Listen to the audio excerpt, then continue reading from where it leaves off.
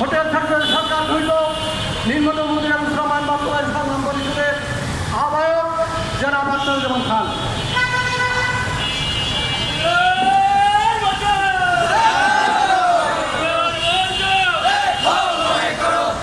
বাঙালি বন্ধুগণ, ইতিমধ্যে আপনারা শুনেছেন, আমি একটু ঘটনার বিবরণটা বলবো, তারপরে ব্যক্তিগত প্রতিক্রিয়া জানাবেন। ঘটনার বিবরণ হচ্ছে 16ই জুন রংপুর নগরীর খামারবাড়ির মোড় আলম রেস্তোরাঁ হোটেলের ভাজাপোড়ার কারিগর শাওনুল ইসলাম শাওনকে মালিক কর্তৃক এই হাতুড়ি দিয়ে পিটানোর আগে দুইবার লাঠি দিয়ে পিটিয়ে নির্যাতন করেছে। ওদিনকাই তাকে একাধিকবার এই মালিকের ছেলে আক্রমণ করেছে। প্রথম দফায় যখন ওর ডিউটি শেষ হয়ে যায় 6টায় 16ই জুন, তখন মালিকের কাছে ছুটি চায়। মালিক তাকে ছুটি না দিয়ে বলে যে 12টা পর্যন্ত ডিউটি করতে হবে। তখন সে 6টায় ডিউটি দাঁড়ায়, সে ক্লান্ত। সেই ক্লান্ত অবস্থায় মালিকের নির্দেশ অনুযায়ী সে কাজ করতে থাকে। এই কাজ করা অবস্থায়, প্লেট বাজার অবস্থায় সে ঘুমের তালে ঝিমুনি আসে। তখন প্রায় 8টা বেজে গেছে। তারপরেও ছুটি চায়। ছুটি না দেওয়ার কারণে ওই শ্রমিক শাওন একটা পান খায়। পান খাওয়ার উদ্দেশ্য হচ্ছে তার ঘুমটা যেন কাটে, ক্লান্তি দূর হয়, আর মালিকের নির্দেশ অনুযায়ী রাত 12টার মতো ডিউটি করতে পারে। তখন প্রায় 9টা বাজে। পান খাওয়া অবস্থায় পানের পিক, অর্থাৎ পানের যে রসাটা আছে, সেই রসাটা দোকানের কাছে এক জায়গায় ফেলাইছিল শ্রমিক। এই ছিল মালিক কর্তৃক তার অভিযোগ।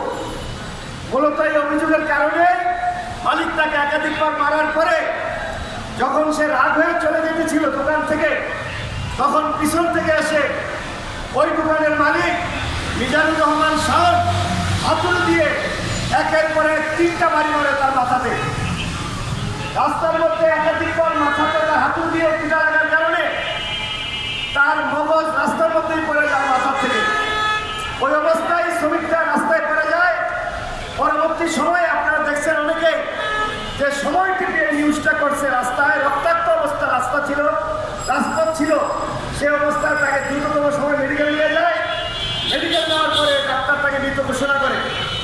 এই অবস্থাতে ওই দোকানদার, অত্র এলাকার দোকানদাররা মিলে এই খুনি মিজানুর রহমান শাওনকে পুলিশের হাতে সমর্পণ করে।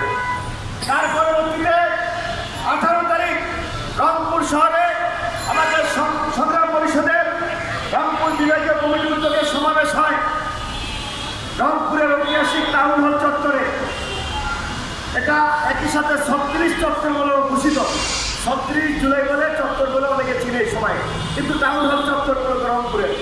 ওই সমাবেশ থেকে মূলত কর্মসূচি আসে এবং নেতৃবৃন্দ আলোচনা করে 72 ঘন্টা মালিক সরকার প্রশাসনকে সময় দেয়, যে এর ভিতরে এই খুনিকে সর্বোচ্চ সাজা দেওয়ার জন্য প্রয়োজনীয় উদ্যোগ গ্রহণ করবেন, মামলা নেবেন।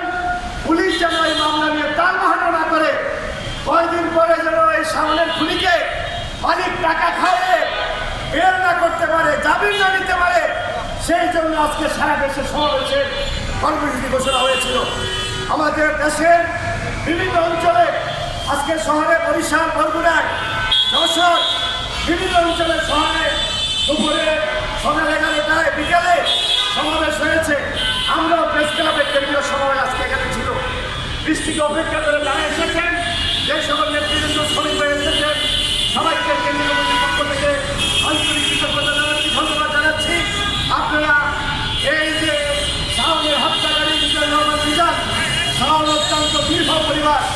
এই শাওনের বাড়ি হচ্ছে লালমনিরহাটের একটি প্রত্যন্ত গেছে গ্রামে। তারা 3 ভাই 3 বোন। সে হচ্ছে একমাত্র শাওন, সে আয় রোজগার করতে পারে। বাকি সবাই ছোট ছোট ভাই বোন। এই শাওনের আয় দিয়েই তাদের সংসার চলে। আর এই শাওন যে হত্যা হয়েছে, তার 4 বছরের একটা বাচ্চা আছে, আর তার বিবি আছে, বাচ্চা আছে। এই যে অসহায় পরিবার, শাওন, তার পরিবার, তার বাচ্চা, তার কাছে কে দাঁড়াবে?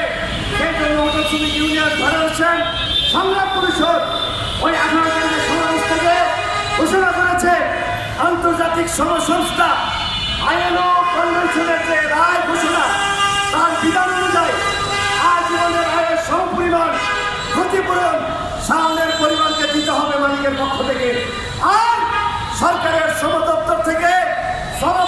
সংস্থা যেখানে টাকা জমা হয়, বিভিন্ন অসহায় শ্রমিককে তারা নানাভাবে সহায়তা করে।